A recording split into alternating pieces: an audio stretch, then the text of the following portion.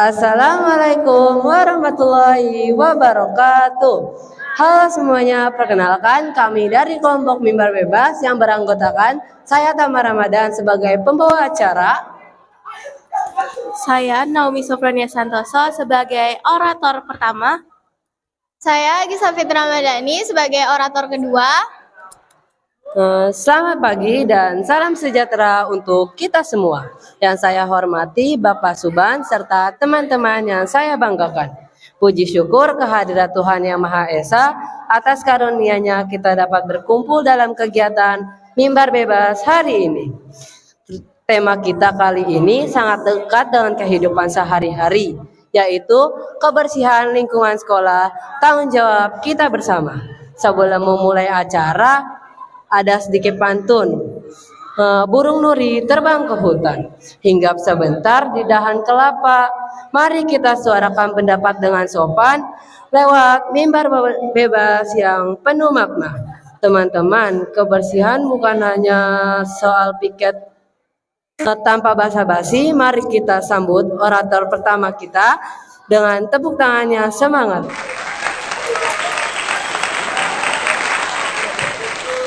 Selamat siang semuanya. Teman-teman, pernahkah kalian berpikir sekolah ini akan terlihat seperti apa kalau kita membuang sampah dengan sembarangan?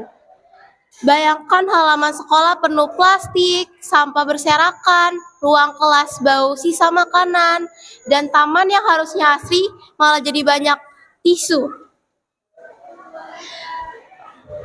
Itu bukan sekadar pemandangan yang tak enak dilihat, tapi itu juga cerminan dari sikap kita yang tidak peduli dengan lingkungan. Kita sering bangga jadi siswa yang cerdas, berprestasi, dan aktif. Tapi apa gunanya? Apa artinya semua itu kalau kita aja gak bisa melakukan hal yang paling mendasar, yaitu menjaga kebersihan? Sekolah ini bukan hanya tempat belajar, tapi tempat kita bertumbuh, berkembang, menjadi lebih baik, berkarakter, dan menjadi siswa yang berkarakter, bertanggung jawab. Setiap kali kita buang bungkus permen sembarangan, kita sedang bilang pada dunia bahwa kita tidak peduli. Setiap kali kita diam melihat sampah di bawah meja, kita sedang memilih untuk cuek, bodoh amat terhadap sampah yang berserakan. Padahal perubahan besar itu selalu dimulai dari tindakan kecil. Mulai dari diri kita sendiri, sekarang, detik ini juga. Jangan tunggu disuruh guru, jangan tunggu dimarahi. Kalau bukan kita yang menjaga kebersihan, siapa lagi? Petugas kebersihan itu bukan pesuruh kita. Mereka adalah orang-orang yang membantu menjaga tempat belajar kita tetap nyaman. Tapi tanggung jawabnya tetap tanggung jawab kita semua. Teman-teman, sekolah yang bersih adalah sekolah yang berharga. Lingkungan yang bersih melahirkan pikiran yang jernih. Dan siswa yang bersih adalah siswa yang berkarakter. Mari kita buktikan bahwa siswa SMPN 77 Jakarta bukan generasi yang hanya pintar di atas kertas, tapi juga peduli, sadar, dan beraksi. Bersih itu bukan pilihan, tapi itu keharusan. Karena dari kebersihan tumbuh disiplin. Dari disiplin lahir tanggung jawab, dan dari tanggung jawab tercipta generasi yang hebat. Terima kasih. Wassalamualaikum warahmatullahi wabarakatuh.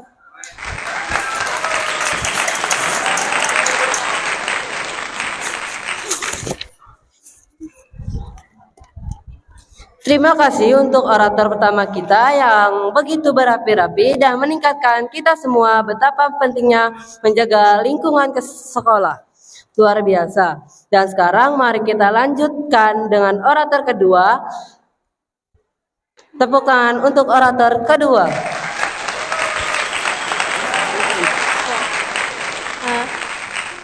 Selamat siang teman-teman. Cobalah pandang sekeliling kita. Sekolah ini tempat kita tertawa, belajar, dan tumbuh. Seharusnya menjadi tempat yang nyaman.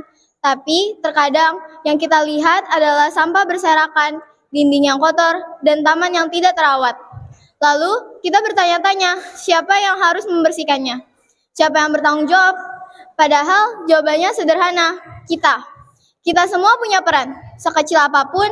Saat kamu memungut selembar kertas di lantai, kamu tidak hanya membersihkan lingkungan, kamu sedang menunjukkan bahwa kamu peduli. Kamu menunjukkan bahwa kamu berkarakter. Kebersihan bukan soal gengsi, bukan karena takut dimarahi guru, tapi karena kita sadar. Kebersihan adalah bagian dari harga diri kita sebagai pelajar. Bagian dari penghargaan kita terhadap tempat yang memberi kita ilmu, teman, dan kenangan. Pernahkah kalian memperhatikan para petugas kebersihan yang datang paling pagi dan pulang paling akhir? Mereka menyapu halaman, mengangkat sampah, menata taman demi kita, agar kita belajar dengan nyaman. Tapi, apakah kita sudah membantu mereka atau malah menambah pekerjaan mereka? Teman-teman, perubahan tidak akan datang dari kata-kata indah, tapi dari tindakan nyata.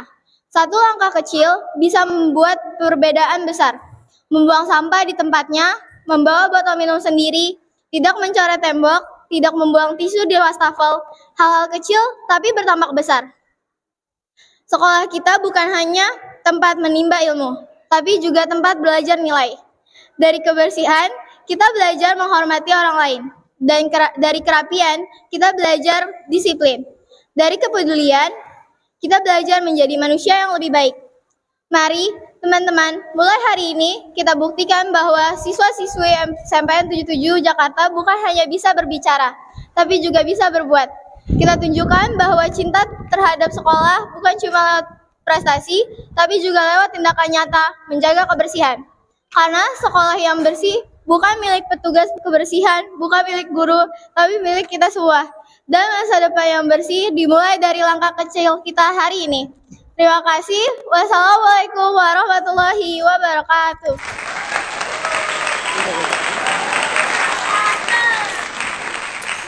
Terima kasih untuk kedua orator atas orasinya yang luar biasa. Sangat berapi-api, kedua meningkatkan kita akan hal yang sederhana yang sering kita lupakan. Bahwa menjaga kebersihan bukan tugas, tapi kesadaran. Sebelum ditutup, ada sedikit pantun. Burung nuri terbang ke hutan, hingga sebentar di dahan kelapa. Suara bebas sudah disampaikan, semoga berbawa makna yang berharga. Mari kita jaga sekolah kita agar tetap bersih, indah, dan membanggakan. Karena kebersihan bukan hanya soal lingkungan, tapi juga tentang siapa diri kita sebenarnya. Saya selaku pembawa acara mohon maaf bila ada salah kata maupun sengaja dalam penyampaian. Wassalamualaikum warahmatullahi wabarakatuh. Assalamualaikum warahmatullahi wabarakatuh.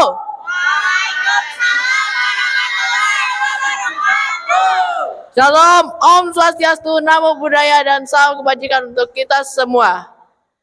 Yang terhormat Bapak Kepala Sekolah, Bapak Fajar Subijak TMPD.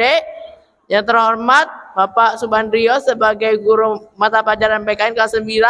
Dan yang paling saya hormati semua teman-teman kelas 9A yang saya banggakan. Puji dan syukur kehadirat Tuhan Yang Maha Esa, karena dengan ramainya pada siang hari ini kita bisa berkumpul di lapangan sekolah ini dalam acara talk show kelas 9A mengenai kebersihan lingkungan sekolah. Tanpa basi-basi lagi, mari kita sambut narasumber kita, Kamal, Jeremy, dan Kauman. Tepuk tangan meriah.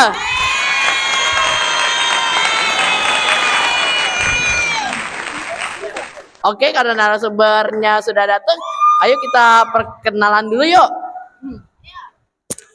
Baik, perkenalkan nama saya Syarul Kamal Firdaus selaku narasumber. Terima kasih. Saya Jeremy William Surian selaku narasumber. Terima kasih. Saul Muzaki sebagai narasumber. Oke, karena narasumbernya sudah ada di tempat duduk, ayo kita saja mulai talk show-nya. Ayo kita nanya ke Kamal dulu. Siap ya dengan pertanyaannya? Oke.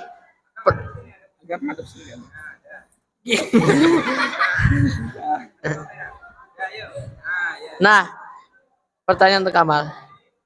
Di era media sosial ini, banyak sekali siswa-siswi yang fokus kepada media sosialnya daripada peduli dengan lingkungannya.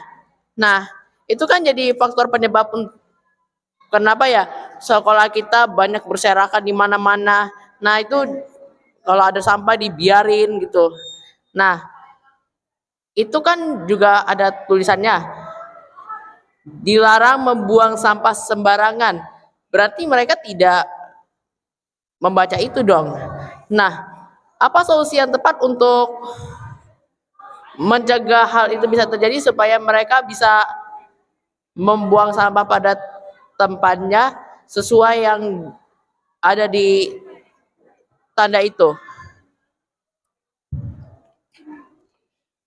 Untuk mengatasi hal itu, kita dapat menggunakan internet atau media sosial sebagai media untuk menjaga kebersihan lingkungan. Jadi kita bisa memberikan penjelasan-penjelasan mengenai menjaga kebersihan lingkungan, dan kira-kira kita bisa menjelaskan apa dampak positif dan dampak negatif apabila kita dampak positifnya akan kita dapatkan jika kita menjaga kebersihan lingkungan, dan kita akan mendapatkan dampak negatif apabila kita tidak menjaga kebersihan lingkungan tersebut. Terima kasih. Oke, Kamal, tepuk tangan dulu dong. Oke, sekarang untuk Jeremy. Siap ya dengan pertanyaannya? Nah, untuk pertanyaan untuk Jeremy yaitu,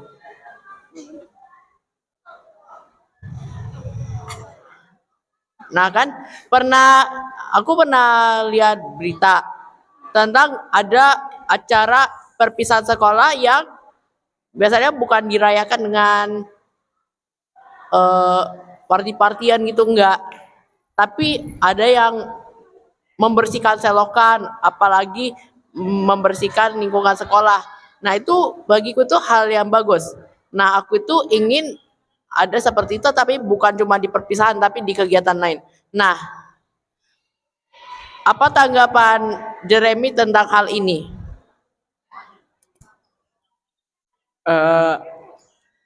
Untuk acara kalau kita buat bersih-bersih sekolah itu emang bagus banget. Soalnya nggak cuma kebersamaannya yang dapat, tapi dampak positifnya juga lingkungan sekolahnya jadi bersih dan terjaga. Jadi aku juga berharap sih jadi sekolah ini bisa ngebuat acara begitu dengan cukup rutin supaya sekolah ini kebersihannya jadi terjaga gitu. Oke ya, intinya jadinya pengen acaranya berjalan dengan lancar, itu biasanya tanpa kotoran dan biasanya lingkungannya bersih gitu, jadinya acara jadi nyaman. Nah, itu salah satu tanggapannya bagus ya. Tepuk tangan dulu dong.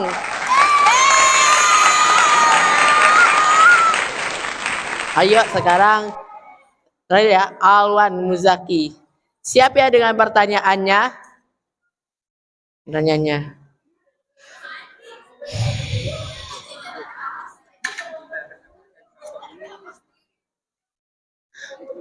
Apa yang terjadi jika siswanya itu tidak menjaga kebersihan lingkungan sekolah? Dan kalau misalnya pencemarannya terjadi, apa solusi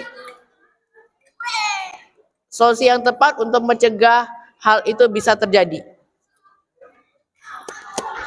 Oke, jadi kalau siswa tidak menjaga kebersihan di lingkungan, itu bakal menyebabkan lingkungan sekolah ini jadi kotor, terus juga gak nyaman buat belajar. Nah, cara mengatasi solusinya yaitu dengan meningkatkan kesadaran siswa-siswa akan hal tersebut. Oke, terima kasih kepada Kamal, Jeremy dan juga Alwan. Tepuk tangan dong tiga narasumber kita. Nah, sekarang ada sesi tanya jawab. Sekarang giliran audiens untuk menanyakan pertanyaan-pertanyaan ini. Nah, siapa yang mau? Kalau mau angkat tangan ya. Boleh boleh iya, boleh enggak.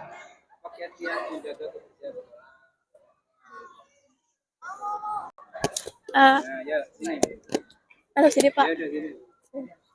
Aku mau nanya, kalau misalnya ada anak yang buang sampah sembarangan, terus dia nggak mau dibilangin buat buang sampah di tempatnya itu gimana?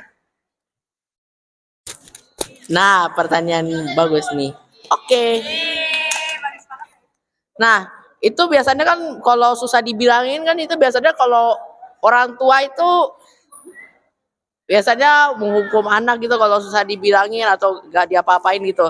Nah, sarannya kalau di sekolah itu biasanya kayak mengadakan seminar dan itu dia itu harus ikut. Eh, kalau misal ada siswa yang udah dibilangin dan buang sampah tapi dia kalau misal ada siswa yang udah dibilangin tapi masih ngeyel, masih mau buang sampah, itu sebenarnya kayaknya harus dikasih hukuman gitu sih. Jadi dia tuh harus, contohnya harus ngumpulin sampah yang berserakan satu plastik atau berapa, sebagai hukuman dia udah membuang sampah sembarangan gitu, udah ngerusak kebersihan lingkungan. Ya. Oke, terima kasih Novi. Munduran dong.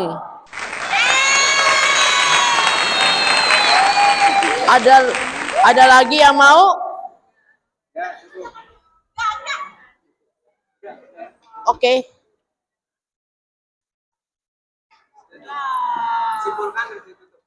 Oke. Kesimpulan dari talk show kali ini ada satu pantun nih. Yaitu makan mie ayam pakai kuah. Sambil jalan-jalan ke Sleman. Marilah kita saling menjaga kebersihan lingkungan sekolah. Lingkungan bersih, belajar jadi nyaman. Saya Anselmo Skiano Apriliano sebagai pembawa acara pamit undur diri. Mohon maaf jika ada kesalahan apa-apa. Wassalamualaikum warahmatullahi wabarakatuh.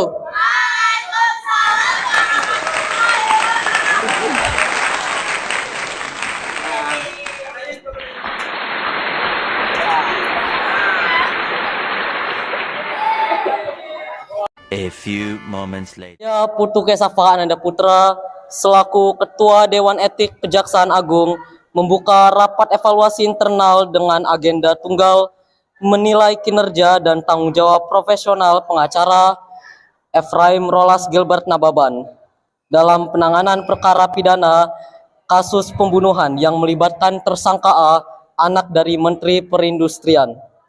Rapat ini kami lakukan tertutup untuk umum, namun hasil keputusannya akan menjadi pernyataan resmi kejaksaan kepada publik.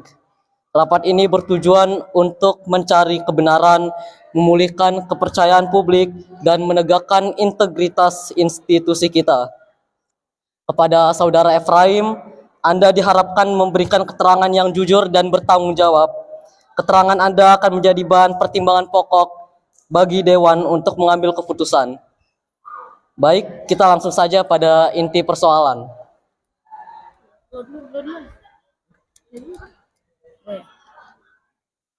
Saudara Ephraim, langkah-langkah hukum yang Anda ambil di pengadilan dinilai sangat lemah dan tidak strategis. Anda gagal mendatangkan saksi kunci, dokumen bukti Anda berantakan, dan pelode Anda tidak menyentuh substansi. Mengapa? Apakah ini bentuk ketidaksiapan atau ada alasan lain di luar teknis hukum?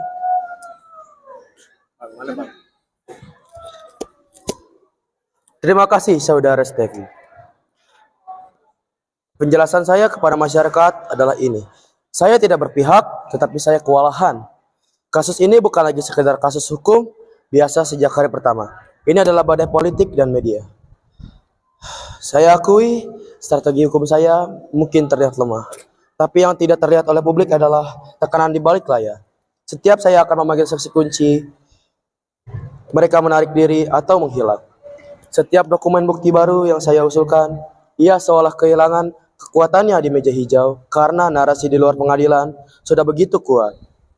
Saya terjepit antara prosedur hukum yang kaku dan amukan massa yang sudah dihasut oleh informasi yang tidak lengkap.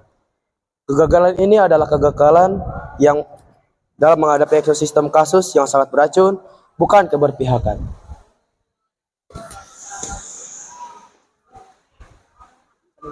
Selanjutnya, Saudari Efraim, saya izin bertanya, terkait kasus ini, benarkah bahwa integritas Anda mulai runtuh?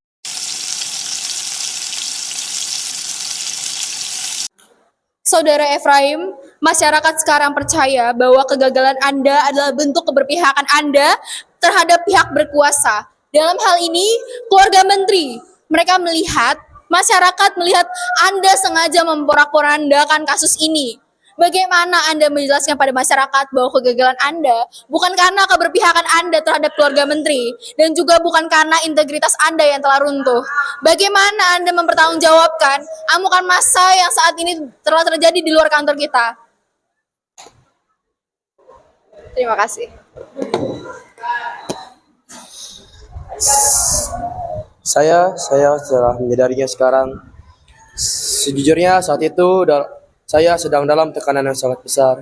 Saya menganggap informasi tertentu sebagai strategi defensif untuk melindungi klien saya.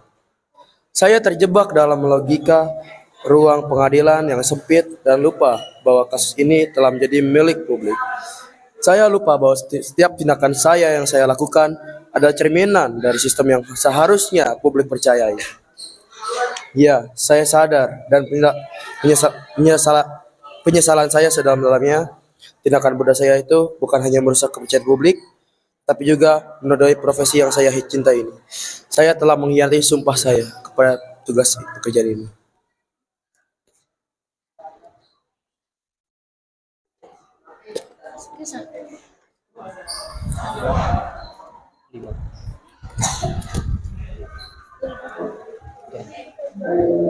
Pertanyaan terakhir, Saudara Efraim. Berdiri dan jawablah dengan hati nurani Anda yang terdalam.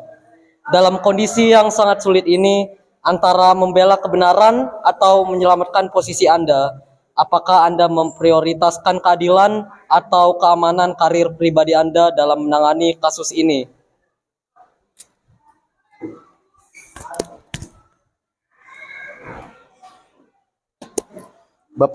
Kepada Bapak Ketua yang terhormat, jika saya menjawab keadilan, maka saya adalah seorang pembohong. Karena dalam keliruan saya, bayang-bayang untuk tidak mengocar perahu yang terlalu besar jelas mempengaruhi naluri hukum saya. Tetapi, jika saya menjawab karir saya, maka saya adalah seorang pengecut yang tidak pantas berdiri di sini. Jadi, jawaban yang paling jujur yang bisa saya berikan adalah saya tidak tahu lagi. Di satu titik, kedua hal itu menjadi begitu tercampur baur dalam benak saya, sampai saya kehilangan kompas moral untuk membedakannya. Saya terjebak dalam ilusi bahwa dengan menyelamatkan karir dalam posisi saya masih bisa mengejar keadilan di lain waktu. Itu adalah pembenaran diri yang naif dan keliru. Dan pada akhirnya, saya gagal dalam keduanya.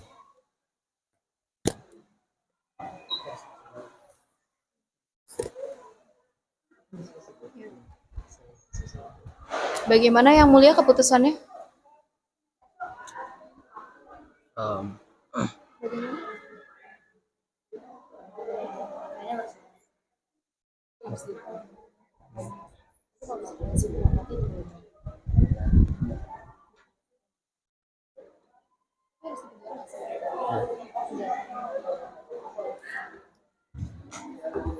Berdasarkan seluruh pertimbangan dan fakta yang terungkap dalam rapat ini, Dewan Etik Kejaksaan Agung menyimpulkan bahwa pertama, Saudara Efraim telah melakukan malpraktik hukum yang berat. Kedua, Saudara Efraim telah menunjukkan ketidakmampuan dan ketidakjujuran dalam mengelola kasus sensitif. Ketiga, tindakan serta kelalaian Saudara Efraim telah menyebabkan krisis kepercayaan publik yang dalam dan merusak martabat institusi kejaksaan. Oleh karena itu, dengan menggunakan kewenangan yang diberikan oleh undang-undang dan kode etik profesi, saya selaku Ketua Dewan Etik menjatuhkan sanksi sebagai berikut. memecat Saudara Efraim Rolas Gilbert Nababan dari posisinya sebagai pengacara pada Kejaksaan Agung efektif seketika. Selain itu, kami akan merekomendasikan nama Anda kepada Organisasi Advokat Indonesia untuk dicabut lisensi advokatnya. Anda tidak layak berdiri di depan pengadilan mewakili siapapun, apalagi mewakili negara. Keputusan ini final, rapat ditutup.